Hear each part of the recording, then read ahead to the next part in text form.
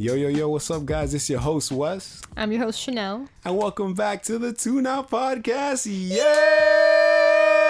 Y'all know what it is. We back for the third round. Ding, ding, ding. The TKO! Oh my God.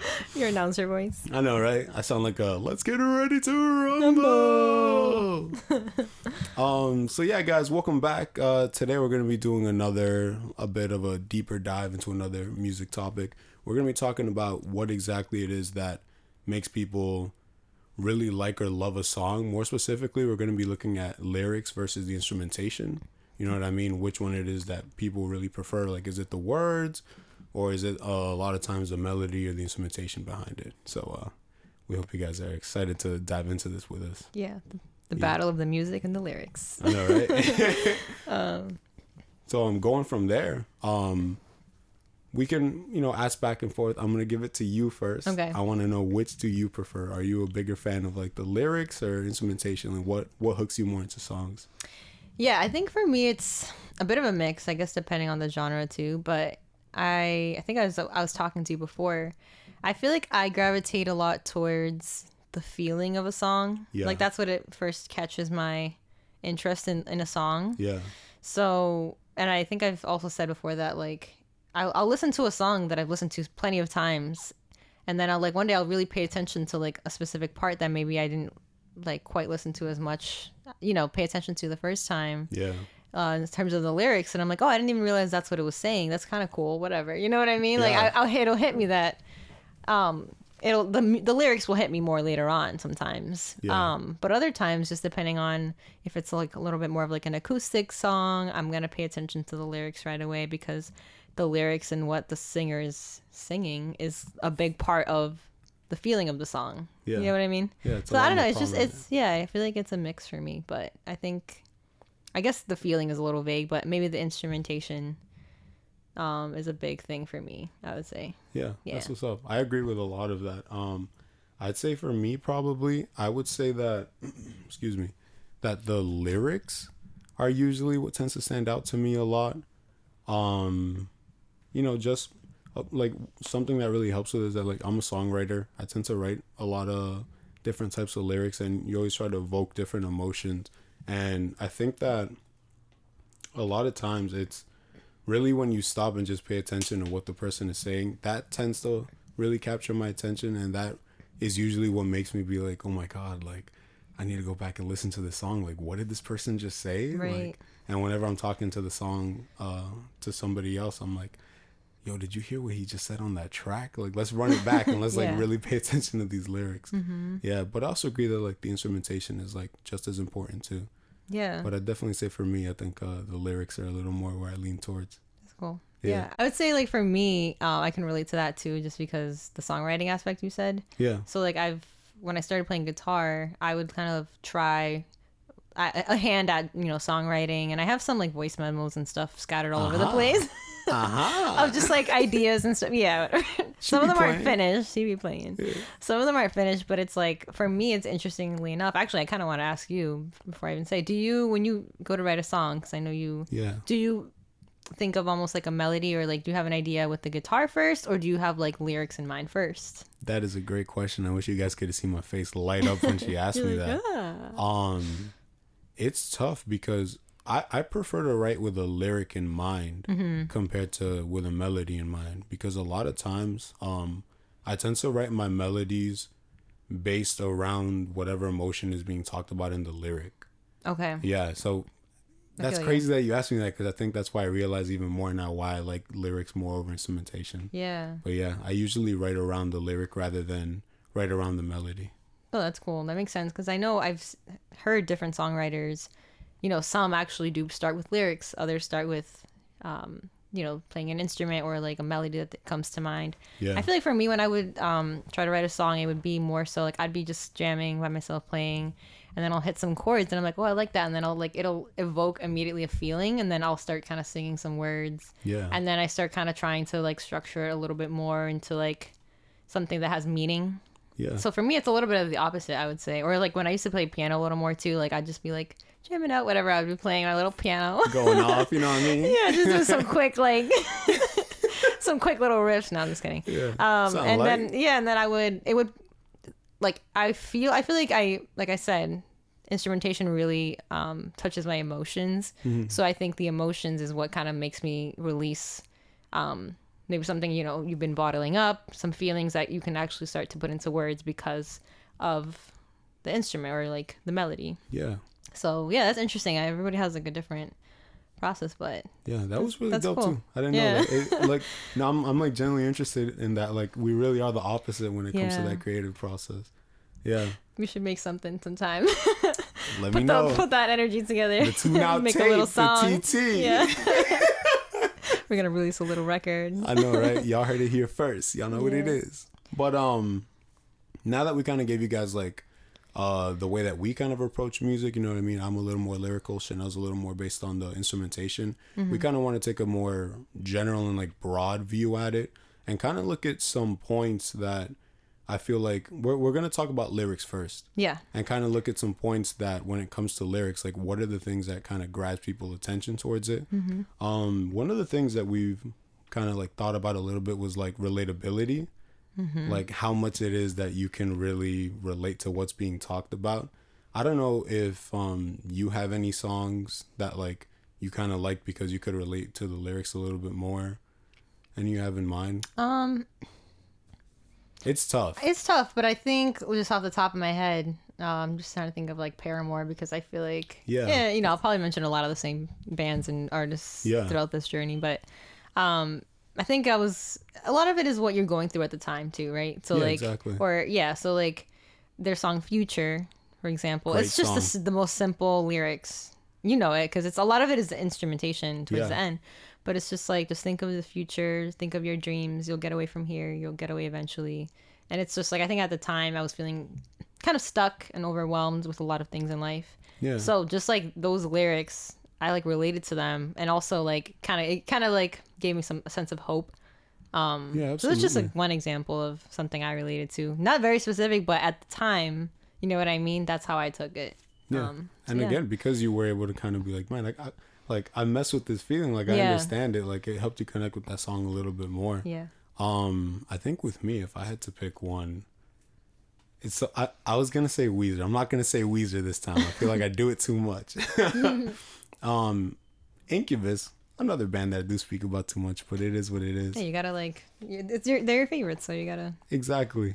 I'd kind of mentioned the song before in our first episode, but it's a song called Nowhere Fast, which is the one that has the lyrics, will I ever get to where I'm going? If I do, will I know when I'm there? If the wind blew me in the right direction, would I even care? I would. Yeah. You know what I mean? And I'd listen to that song around like the same time, like high school years, around then. And you know, when you're that age, you're just like, what am I doing? Like, yeah. What am I doing with my life? What is like, life? You're looking at the Common App and FAFSA and you're like, oh, money. College. I know, right? Career. Administrators couldn't be me.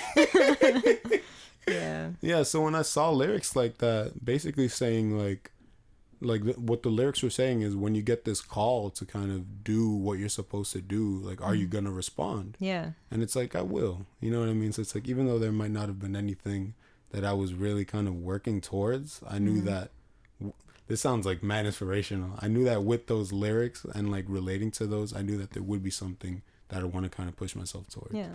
Aw. Yeah. That's awesome. Wholesome teens. Wholesome teens. But yeah, that's so real, and like it's pretty cool how you can hear a song and it helps you get through something, you know? Yeah, exactly. But yeah, I know in another aspect, so we kind of touched on just the relatability of lyrics. We wanted to kind of talk too about complexity. So, you know, lyrics that kind of take a little more work to really think through. Yeah. They might be have a deeper meaning or double meaning.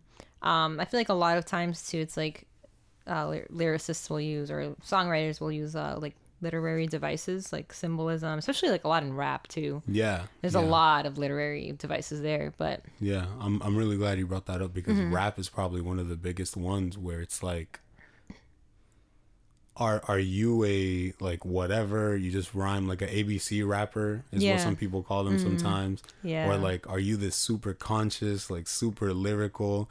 And because I said ABC rapper, I have to introduce the other side of it where people call them the lyrical spiritual miracle people. Oh my god. Lyrical spiritual miracle. It's like, I'm a spiritual miracle, lyrical physical.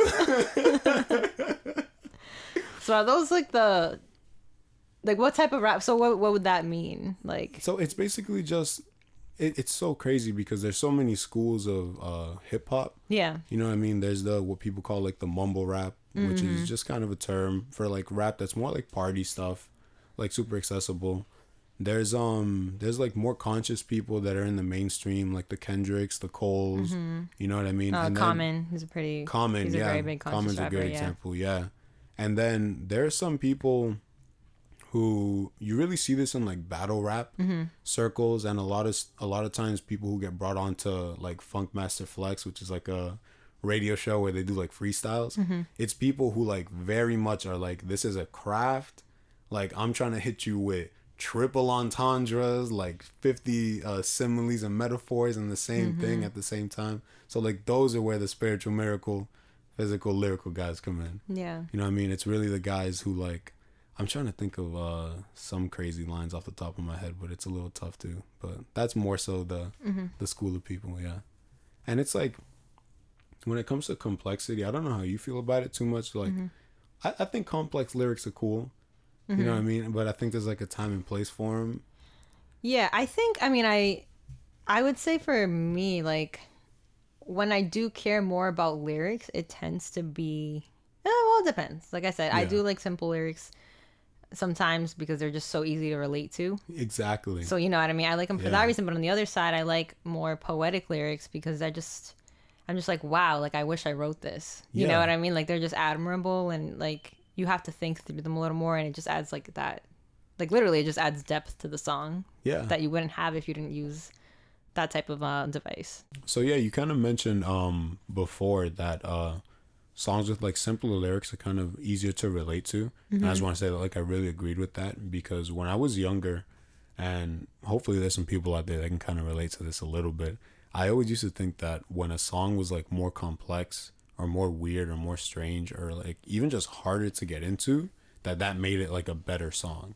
And it's like, now that I'm a little older, I'm like, nah, that's really not the case. Like, sometimes you really do need that layer of simplicity. And I almost want to not use the word simplicity because I feel like it takes away from the music itself, but you really do need that like straightforward layer to really help you almost understand a song better. But it's like as you get older, like sometimes you just want something just told to you straight away. Yeah. You know what I mean? Yeah, I feel like pop is so mainstream and it's so commercial because of that. Because again, not to say that a lot of pop songs don't have, you know, some depth to them, but it's just more saying like they are simple and straightforward a lot of times, and they're catchy, and people can relate to the words because they're simple. Yeah. You know? Exactly. Like, I don't know why this popped into my head as an example, but it's like Adele, like, Hello from the Other Side. You know her little her ballads. I don't want to say little. Jeez, she's powerhouse. Yeah. But it's just like we could have had it all rolling in the deep. Like, that's a simple line, but it's like it carries so much weight. Yeah. You know what I mean? Yeah, and I think even saying that, people can, going back to relatability. Yeah. You know, people, it's more open to interpretation, and people can apply it to their lives more broadly that way because it's so simple. Exactly. Rather than making it, you know, when it's super specific, people are like, well, I don't really relate to that because I don't know I didn't go through that specific, you know, thing in my life. Yeah, so, exactly. But yeah, that's a good point. And then there was one last point when it comes to lyrics that we wanted to touch on. This one is kind of more like oddball, but I wanted to throw it in there either way. It's absurdity. And absurdity. Madness. This is madness. And what I meant by absurdity was that like sometimes there's lyrics that stick with you just because they're so ridiculous that you're just like, I alluded to this earlier, but you're literally just like, what am I listening to right now? And you know, sometimes like, yeah, those lyrics are wild, those lyrics are crazy, but I really do think that if you listen to some of those long enough, like those become your favorite part of the song. And it's like you start going back to this song because you're like, man, like this song is crazy, but it's something about it just keeps drawing me back. It's so out there. Yeah. And one of my examples You have to say it. I do have to say it. Shout out Brent Fayez. Brent Fayez. Mr. Friend of the podcast. Yeah. He's like a, what would you say he's like R&B or hip hop? He's definitely like R&B. R&B, yeah. Yeah. I think so. He's R&B. Definitely has some hip hop elements to him. He's though. like just so if you don't know who he is, he's like an R&B artist. Yeah. So, He has a context. voice smooth like butter. His voice is angelic. Yeah. Yeah, Really. like it's literally the best way to describe it. But his lyrics This man are some of the most toxic lyrics I've ever heard in my life. Like, you'd think that he's... My favorite comment about Brent Fayez, and I'll never hesitate to say this, is that somebody said that Brent is what happens if a dude from the block just had a really nice voice. Like, like what if one of you... like a coincidence kind Exactly. of thing? Like, he's a guy who you'd meet on the block who's like, yo, what's up, young blood? And he just happens to sing like an angel. I know, because I feel like for a guy too, his voice is like, he has like a higher range. Yeah. And that's like, it gives that angelic Literally, type of sound to his voice. I cannot tell you, Chanel, angelic is the perfect way to It describe really is, it. yeah. And that's why, taking it back to the lyrics on Absurdity, when you hear some of the things that he says, you're like, Brent. Mr. Fayez. Mr. Fire. I want to talk. Yeah, like the lyric that I always tell people all the time is from his song called F the World. I believe in parentheses, it's Summer in London. Great song. Mm-hmm. It's very low key, and this is kind of what makes it like, you really have to search for the lyric. Yeah. Yeah, because if you're listening casually, you're like, okay, whatever. There's a lyric where he says, he might be Mr. Track and Field, but I done ran through them all. And it's like, why are you like this? Isn't there another lyric? Not to put you on the spot. I feel like there's another wild lyric he says in that song. I think there is, yeah. Anyway. There's one where he's like, all the hood brothers respect me. Yeah. Strippers wanna me. Yeah. Yeah, and it's true because like his voice is so pure. Yeah. And like 'cause the song is super low key, like you Yeah. said, but like he says some wild things in that song. And then he's saying like all this crazy stuff, and you're like, okay, you belong in solitary confinement. Oh my God. Jail time. Jail time is exactly what you need. But yeah, that was just like a little example. I definitely feel like, there are some songs out there where eventually you're just like, okay, this crazy lyric has made it into like my Hall of Fame, and it helps you just remember the song even more. Like, it might be the number one thing that you remember from that song completely. Yeah. So yeah. It's true. Yeah. It's a good point. I would have never thought of Absurdity. Yeah. But thankfully we have you that these like very specific wild like Yeah. It's really out it's there. funny though. A lot of I think a lot of rap songs too tends to say some like there's a lot of shade thrown, a lot of like they diss people a lot and Yeah, 100%. And again, it all depends on like what artists you listen to too. Because again, this is a super quick side note, and I swear we're gonna jump back into the next thing after this. Rap is a big genre where people be like, oh, they just say anything they want and they just talk about this and that. But it's like, yes, you're gonna find some rappers that say some wild stuff. Yeah. But it's like, it's also an art form. Like, remember that. And you're gonna find kind of like what we said before, like some super complex lyrics and super relatable lyrics. You know what I mean? Yeah, that's true. Yeah, that's my rant on hip hop. That was What's the Side Note on hip hop. Thank you very much. So the next broader topic that we kind of wanted to jump in on when it comes to music, we mentioned before that we were going to look at lyrics versus instrumentation. So now we kind of want to talk a little bit more about that. I had a quick little point, I guess, that I wanted to mention when it came to that is that for me, when it comes to instrumentation, something that I really think about when I think about like melodic music or instrumental music, this one's for all my nerds out there. It's video game music. You know what I mean? It's video game music. It's all the Super Marios. Listen, to this day, I'll die on this hill. The Legend of Zelda has some of the best music you will ever hear. Don't they also have? Is this the right Breath of the Wild? Isn't that the newer? Yeah. Yes. Newer, right? Yeah. Yeah. Breath of the Wild came out a couple years ago, and it's like the most recent. Yeah, Zelda the most game. recent. Yeah. I thought of getting it for my Switch, but I'm like, listen, is it good? Is it good? All right. I think I genuinely have like 150 hours in Breath of the Wild. Dang. Yeah. I love this because I love talking about video games, so I can stay on this topic forever. I mean, you got me into, what's it called? Hollow Knight.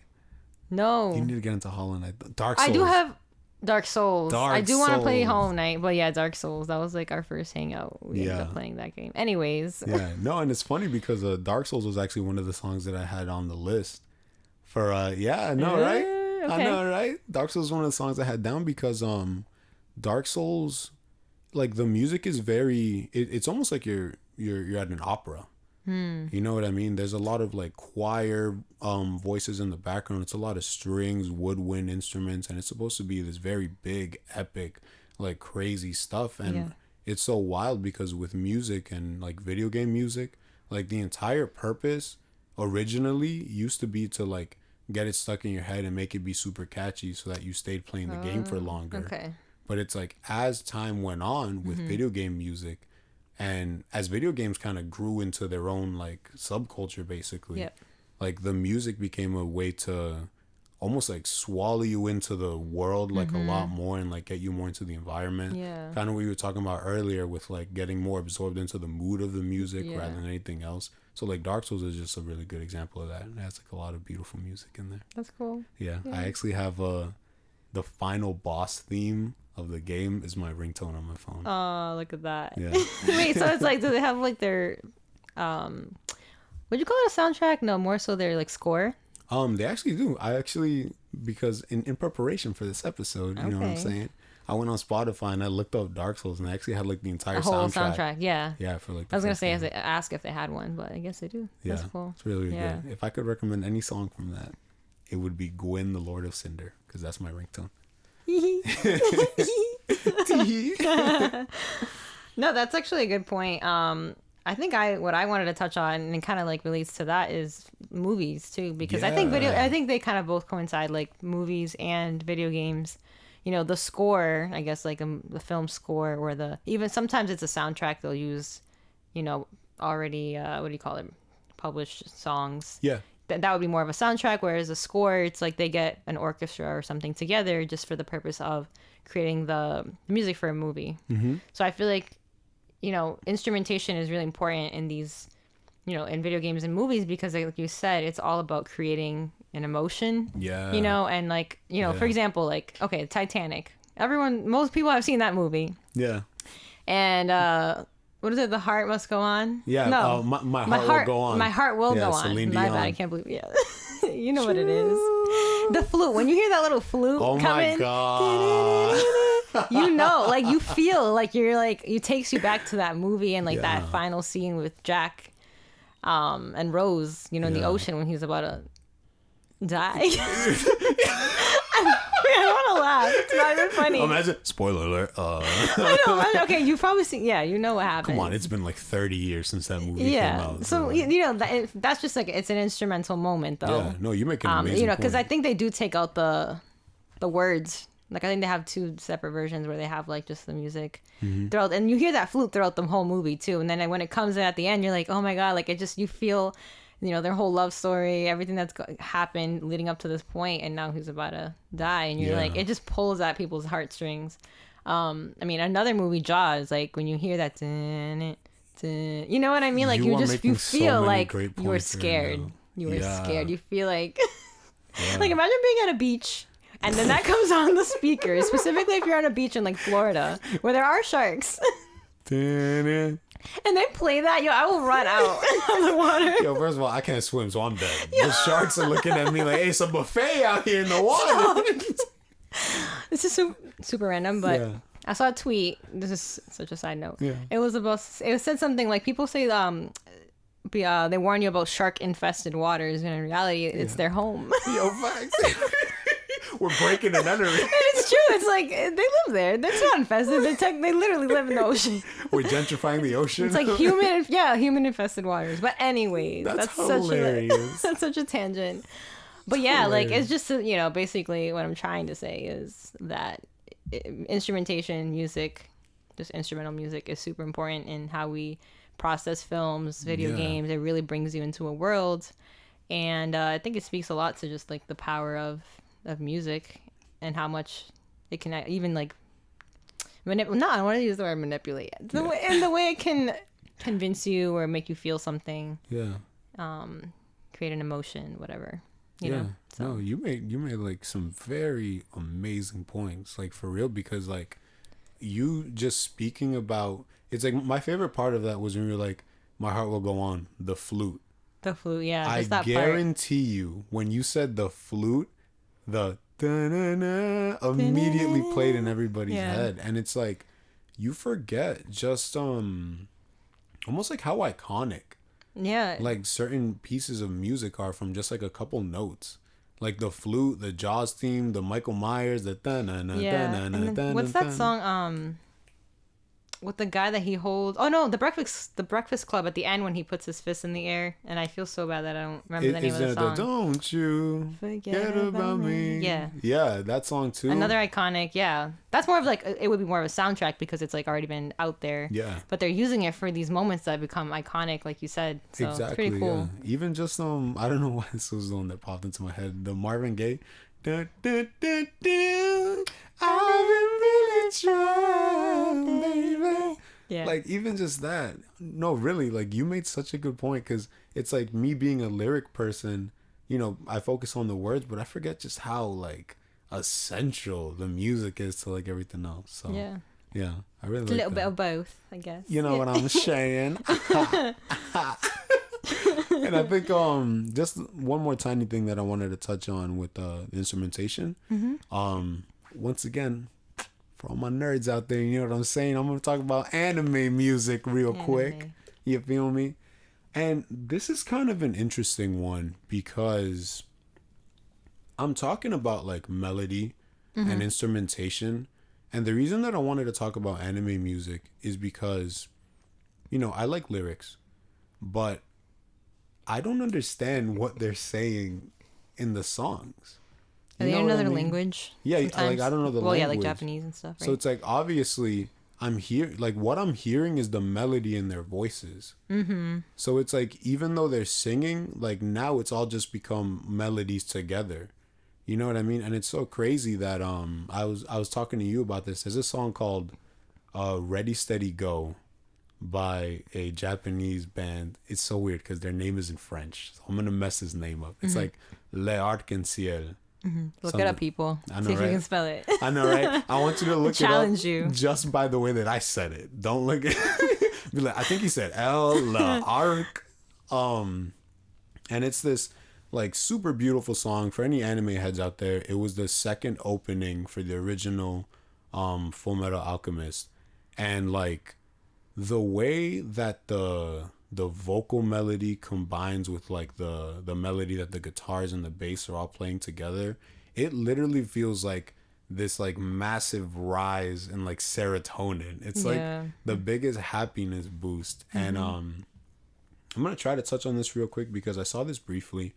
There's a YouTuber called Adam Neely, who he's a bass player, and he's kind of prominent in like the music YouTube scene. And he's like I believe he went to Berkeley. I'm pretty sure he went to Berkeley. And he does like a bunch of different gigs. And there was a gig that he played at an anime and video game festival. And the person that he played with was somebody who covered a lot of anime songs and like Japanese songs before. And there was something that he was talking about where Adam was kind of asking him, like, what is it that makes people like get so attracted to these types of songs? Like, obviously, you know, it's like rock and things that we listen to normally, right? But like, why is it that people have such a fascination with like Japanese rock and Japanese pop? And the person he was talking to had mentioned this really interesting thing where there's a specific scale that's used with a lot of Japanese contemporary music that basically has elements of like major and minor in it. Yeah. So a lot of their songs will sound happy, but then there will be notes thrown in there that kind of almost like make you feel like a little bit sad. So it has this very, very specific emotion of like a happy melancholy that like only a lot of Japanese like rock and pop bands like really have in their music that like is just not found over here. And it's literally because of like the scale of music that they use over there. and I wish I remembered the name of it, but that was kind of like one. Is of it the like a last things. phenomenon, like a specific phenomenon, or Not necessarily, because the crazy thing about music is that it's done so differently across the world, and there's like different scales. Like there's genuinely there's a scale that we use over here, which is like, let's say, just a major scale. You know what I mean? C D E F G A B. Like some countries and some places just go by a completely different scale. Yeah. And so their music just sounds different naturally. That's interesting. Yeah, and that's why, like, when it comes to, like, I know this was a pretty long side tangent. No, that's fine. That's why when it comes to anime music and things like that, I've always been like, man, why is it that, like, it just tugs me right in the heartstrings? Yeah. You know what I mean? Like you actually feel like something different. Yeah. Like, am I just a nerd, or is this just like It's hitting me? But yeah, that's a good point. And I think I did want to mention too about kind of branching off of that a little bit, but kind of going into something a little more specific, is like, you know, we did talk about the feeling that music or instrumentation can evoke in you, but there's like the, you know, when you get chills. Yeah. And like I came across a podcast episode that touched on that there's actually like a scientific reason, and I don't want to speak to that because I'm not an expert. Yeah. But like certain songs will like consistently give people chills and actually make you physically feel something, which is kind of crazy. And like to me, that's like such a cool thing about music, that it can literally like make you like give you chills. Yeah. You know what I mean? Like that's something so powerful, and like there's a scientific reason, like because of the way like notes are set up. Like it can especially when they're building, it can just get to the point of like it peaks, and then that's when you get chills. It kind of explains it more in the episode. Yeah. But yeah, it just reminds me of what you were saying about how something can make you feel. Yeah. Because of the specific notes in a song. So yeah, it's wild that music could literally make you have like a physical reaction. Yeah. Right? You're like, damn. What's going on? All right, music. I see you. Something's happening to me. It's scary as hell when you did that voice. It's fine. It's just funny. Oh man, let's reel it in. Okay, reel it in. We're back. Truth be told, there were a couple. There was like one more point that was on here, but I'm very excited to get to kind of what Chanel and I planned out for this episode. So I don't know if you want to just jump right into it. Dive in. I am so hyped. Do you want to talk about it? I can bring it up. I don't mind. I'm literally okay. You can go. You can go first because you're jumping out of your seat right now. So obviously, wait, should we introduce what we're gonna do? Yeah. Okay. Yeah. So basically, for this episode, music and lyrics, we wanted to individually just choose. Wes can't sit still. I'm so excited. We wanted to choose. Well, we just like three, like maybe like at least three songs around there, yeah. that either we like the lyrics, or I guess that, what would you say, that we're gravitated towards the lyrics, maybe in the past, or the instrumentation, made us feel something, or a little, maybe a mix of both. Exactly. So, here's our list. We're gonna go back and forth and just share what those are, and we actually haven't told each other, so we wanted to, because Wes is like, let's leave it a surprise. We're gonna like make it live and tell each other when we're actually recording. So we're both reacting. This is exciting. Other. Exactly. I'm excited to hear yours. Like, yeah. You guys listening with us, like everything you're about to hear is new for the other person listening as well. So did you say I could? Yeah, you go for it. All right. Oh my God. Wow. How we've been playing this out for so long. Really I've been holding on to this for so long. It's exciting. So, the song that I picked, this first one is a lyric primary one. So this is one where like the lyrics like really stand out to me. Yeah. I first heard this song. I'm like building it up. I heard this like, song. I feel like you're unraveling a gift. Like, little facts. by little. Bit drum by roll. bit. You know what I'm saying? It's like you need a little drum roll. You know what I'm saying? I just on the mic. Yeah. I first heard this song back when I was in high school, and I think it was like the perfect song for like high school angst.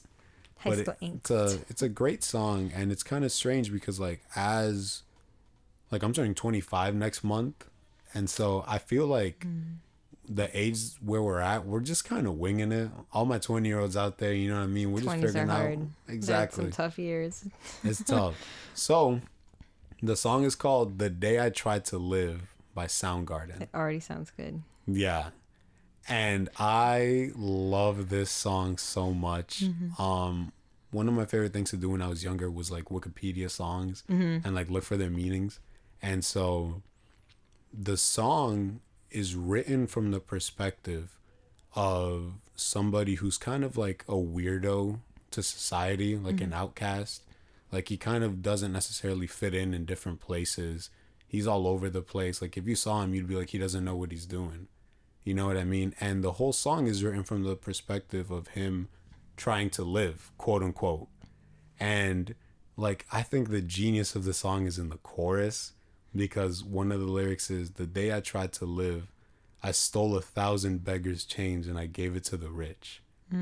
Basically, somebody who like doesn't, like he thinks that he's doing right. Like he thinks that he's doing a good job at something, but the rest of society is kind of like, bro, what are you on right now? Yeah. And there's another one because the chorus repeats and it kind of comes with like different variations. So that's the first one. The second one is, the day I tried to, I think it's the day I tried to win, I wallowed in the blood and mud with all the other pigs. Wow. So like now this, like wow. Wow. So like now in the same day, this dude has mugged homeless people, and now he's like rolling around in the mud with pigs, and he's being told like, no, like what do you do? Like this isn't what it means to live, but he's trying to find out what it is. Okay. And then a lot of people kind of took that song as like almost like a dark like suicide type of thing, but the vocalist himself, Chris Cornell, rest in peace actually, he mentioned the song is almost kind of like inspirational, because after he says all these things that he tried to do to live, he says, I'll take it one more time around. You know what I mean? So I'm going to wake up tomorrow and then just try again. And the lyric that gives me chills literally every single time, like I listen to this song like almost every day, and the hairs on my arms stand up every time. The song starts with like the beginning verses, I woke the same as any other day, except the voice was in my head. It said, seize the day, pull the trigger, drop the blade, and watch the rolling heads. So when the bridge comes back around, the music kind of dies down and the vocals come back in. He says, I woke the same as any other day, but instead he goes, I should have stayed in bed. Oh, man. And it's just like, damn, I got kind of like chills. That kind of like made me feel kind of like... Yo, literally the hairs on my arms are standing up. Arm hairs are standing. If you wanted to know that, just... But yeah, so it's just like, that to me, that's a relatable line. It's like, we're in our 20s, we're figuring things out day by day. We're trying to get things done. And sometimes whether you're at a job that you're like, yo, I'm so over this job, bro. Or you're just dealing with a situation. Sometimes you're like, man, I should have just stayed in bed. Like, damn, yeah. I should have just stayed. But then at the end of the song, he says, I'm going to get it one more time around. You know what I mean? It's literally just like trying every day, restarting every day and trying again. Yeah. Putting in that effort every day until something changes. Exactly. And Man, it's really cool. I like that. That's cool. Yeah. That was the a Day good I Tried one. to Live by Soundgarden. That was a solid choice. Yeah, that was really good. The lyrics. Thank you. I'm sorry. I'm like nervous to I don't know, because it's like I feel like it's a special song for some reason. I'm excited. It just brings me a lot of nostalgia. So yeah, when I was looking through my songs, I remembered I used to listen to Jason Mraz a lot. Yeah. Like me and my cousins used to listen to him a lot. Yeah. And it just reminds you of a specific time in my life, some happy memories and stuff. And so my song is called Love for a Child. Not a popular one. A lot of people know. What's his song? What are his popular songs? Is it I'm Yours, yeah. Lucky. Yeah. There's some others. I Won't Give Up. Yeah, I Won't Give Up. But I like some of his more, what do we call them? Deep cuts. I don't know if this is considered a deep cut. But anyway, yeah. So it's called Love for a Child. And the reason I love this song is because it's very much like telling a story. Yeah. And I love songs like that it's literally it's storytelling, and I remember the lyrics of this song very well because it's telling a story, and I used to sing it a lot when I was learning guitar. Yeah. So basically, this song has a lot of themes. I think it's hinting, and I was looking at the meaning too, just because I didn't want to put words in his mouth of what it really means, but it's essentially kind of like from his memory, talking about his family dynamic at home and his parents and how they would argue a lot. I think one time they even got broken into, but like, oh snap, like they would just continue to argue through like all these ups and downs of life, and I think that they eventually divorced. I think when he was like young, and the song is about So it starts, there's a picture on my kitchen wall, looks like Jesus and his friends involved. There's a party getting started in the yard. There's a couple getting steamy in the car parked in the drive. Was I too young to see this with my eyes? And that's just like kind of alluding to like, was like I too young? And the song has a lot of themes of like wanting to return to like a kind of like a feeling of innocence again. You know, like throughout life, he kind of like starting with that divorce, he's gone through a lot, and he's started seeing things and doing things a little too early in life. And he felt a lot of pain, like very early on in life, because of starting with the divorce. So it's kind of like that desire to return to innocence. So like, when we look at like when the house was left in shambles, who was there to handle all the broken bits of glass? Was it mom who put my dad on his ass, or the other way around? It's just like a lot of lyrics that are a little like more heavy. Yeah. But then like the chorus is like, it's like upbeat. The song is like kind of upbeat, like too. So it says like, what about taking this empty cup and filling it up with a little bit more of innocence? I haven't had enough. It's probably because when you're young, it's okay to be easily ignored. I love to believe it was all about love for a child. It was all about love. And then it goes into that. Damn. But yeah, it's just, I don't know why that song was just like, you have to listen to it. It's more of like a slow song. And if you're not into ballads, I don't know if you'd like it, but it's just like, if you really listen to the words, it takes you through his story. And it's just, I don't know, I just love that song, and it's just special to me for some reason. Yeah. But, yeah. It also reminds, like I said, of a specific time in life. And yeah, I just love that song. And the lyrics really hit. Beautiful. Yeah. Damn. That was like a long explanation, but no, that's perfect. That's exactly what the people want. You know what I'm saying? I feel like my head got hot just talking about it. I don't know. It's like you're being vulnerable when you talk about these things in a way. But again, that's really cool to learn. And again, I'd never heard the song before, so that was really cool for me too to hear. Yeah. I think because I have two more, so I'm like, which one do I want to go with? Yeah, next? I'm feeling the same. Like, what do I want to? Yeah. Okay, I know I definitely want to save my last one to be my last one. So I think for my second one, this is kind of hard because it's a all instrumental song, so it's like I can't really be like yeah. You're gonna be like, search it, people. Yeah, exactly. So my next song is called Suda, Suda, and it's by Chan. I love Chan. Yeah. And Suda to me is literally what a bright and sunny day sounds like. Like literally the first chord, every time the first chord and just the tone that they play it with, they found like the perfect gear just to get this sound. It literally sounds like you're being dropped into like a bath of sunlight. Oh, and it's just it's so beautiful. And I still feel like just mouthing the instrumentation at least, because it's like da do do da dum da da da da, and that's all I can do because it's instrumental. But genuinely, look the song up. There's a really cool part where they do like a climb on the melodic line, and it's like when you hear it, it just really feels like you're on an island, a tropical island, being bathed by sunlight. On an island in the sun. Yeah. Hinting at Weezer. The goats. And it's just a very beautiful song. And again, since it's more melodic, you know, there's only so much I can say about continuing to describe certain parts. But that's my number 2. I'd implore you guys to check it out. I think it's an amazing song. And go ahead and hit me with that number 2, Chanel. All right. So my second one. Yeah. It's not a very popular artist. I literally only know this song of his. It's called Mountains. Yeah. And it's I think it's more. It's by Sean C. Johnson. Oh, word! Sean C. Johnson. Never. I guess he's a gospel artist, from what I gather. From what I gather. From my From what I concur. Yeah, right. So it's definitely like more of a faith-based song, but I think I feel like anyone can pull meaning from it because it's very much like it has a lot of symbolism throughout the whole song. So basically it's about he's having a conversation in the beginning with God. He's saying, I know sometimes the mountain's hard to climb. We walk by faith and oftentimes we're blind.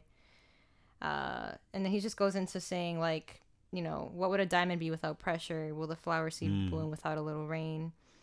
And then he's just complaining basically about the struggles of life, right? And then I guess it turns into the perspective of God responding, like he says, yeah, I hear you. and I can move it if I want to, but I don't, referring to mountains. Yeah. And then he says, because I give mountains to you. I give mountains to you so you can go higher. And it's basically like, throughout the song, like, then he responds again, like, with a new perspective of, like, I'm coming up on the rough side of the mountain.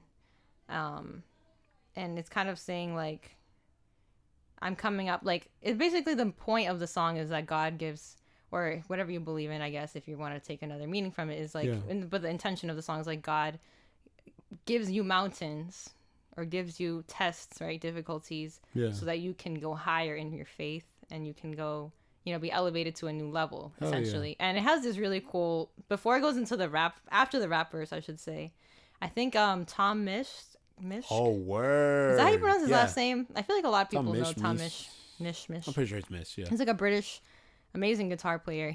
I'm pretty sure, because I searched the song, I really wanted to learn the guitar part and I wanted to know who played. Yeah. He plays the solo in that song, and that solo gives me chills every single time. I gotta check that out. Because, like, he says this whole rap verse, like, the guy, and that rap verse itself it's worth checking out because there's a lot of, like, symbolism in it. Yeah. But after the verse, it just explodes into this solo, and it has a lot of, like, ascending notes. Yeah. So it just leads to this, like, I don't know, it just gives me chills.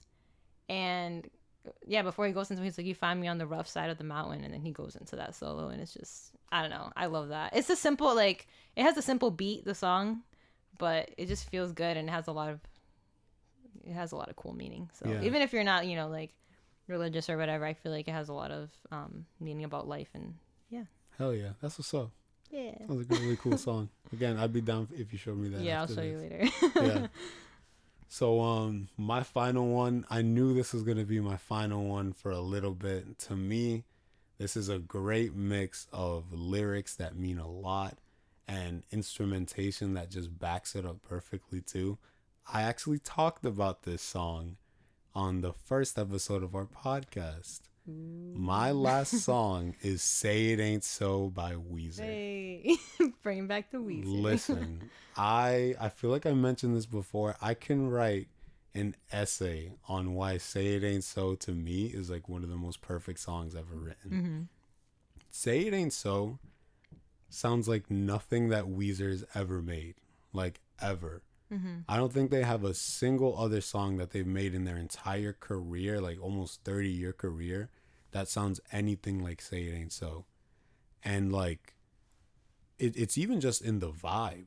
It almost feels like it almost feels like there was a different guitar player or drummer, like a whole different band that like stood in for that they were session. On something with that they were. Did I ever tell you what that song was about? I don't know. I don't think so. So Say It Ain't So, if I got my research correct, is about the fact that Rivers Cuomo, the lead vocalist of Weezer, when he was a child, his parents got divorced. Yeah. And his biological father had alcohol problems. Mm-hmm. I don't know if he was like a full-on alcoholic, but he definitely had like some alcohol problems. And when his mom started dating his stepdad, there was a moment when he opened up his fridge, and this was when he was a little kid, and I guess he wanted to write a song about this feeling. Yeah. And he saw a beer in the fridge. And so when you're young and you kind of don't understand things. I feel like you might have told me this. Yeah. Sounds familiar all of a sudden, yeah. Yeah. He automatically thought that now his new father figure was going to leave just like his dad because of alcohol. Because of wow. And so, even just the first lyric, somebody's Heine. A little Heineken, but he said Heine. Oh, okay. I see. Yeah. It's crowded my icebox. Somebody's cold one is giving me chills. Wow.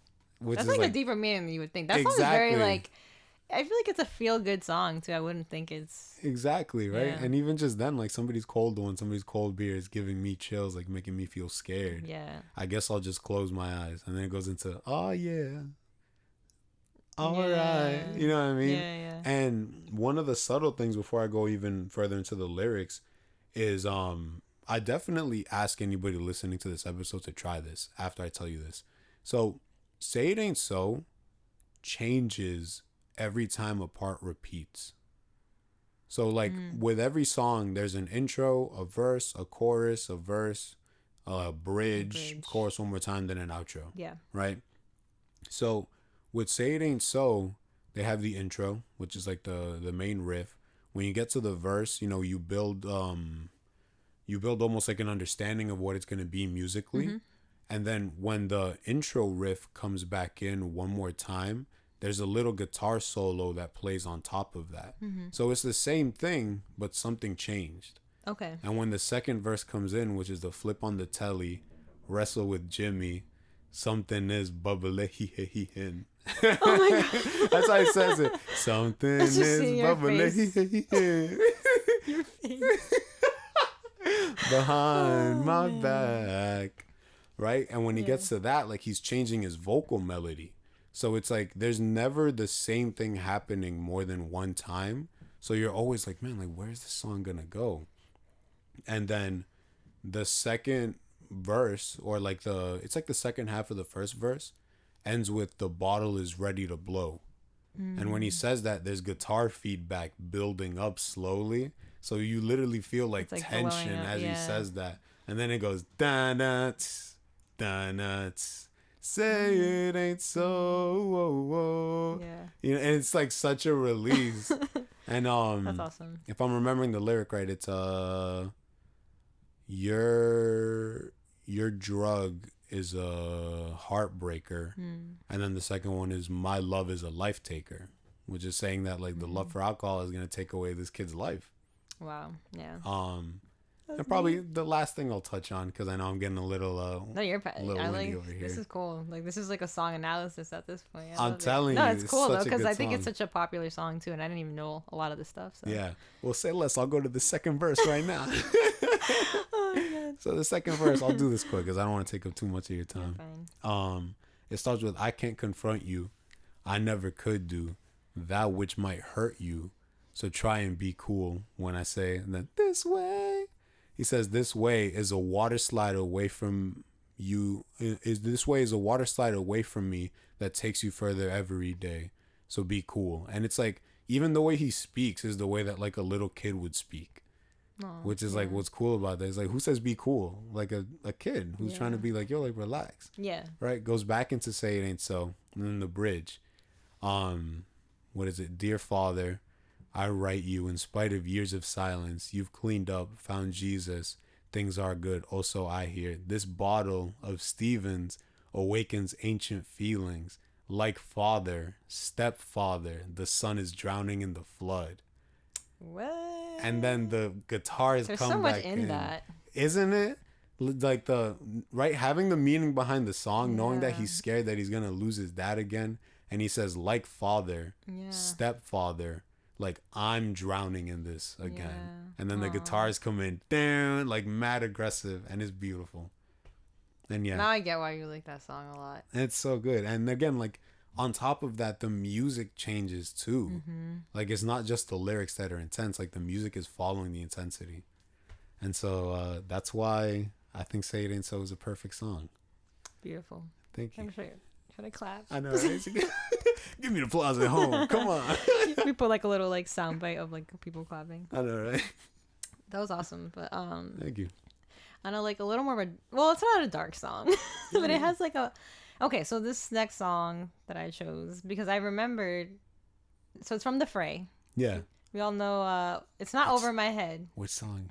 It's called Happiness. Oh, I've never heard another of not very popular song from them. Whoa, okay. Some of like, you know, a lot of artists, it makes you think too that like their popular songs, that's why I always like to look at their albums, because sometimes the deep cuts or like the songs that aren't super popular from them are like pretty good. So this one's called Happiness, and I love the lyrics of this song because just to set the feel of what it's like, you can search it obviously, but it has kind of like a little bit of like a melancholic guitar, just like it's an acoustic guitar, so it's a very mellow song. Yeah.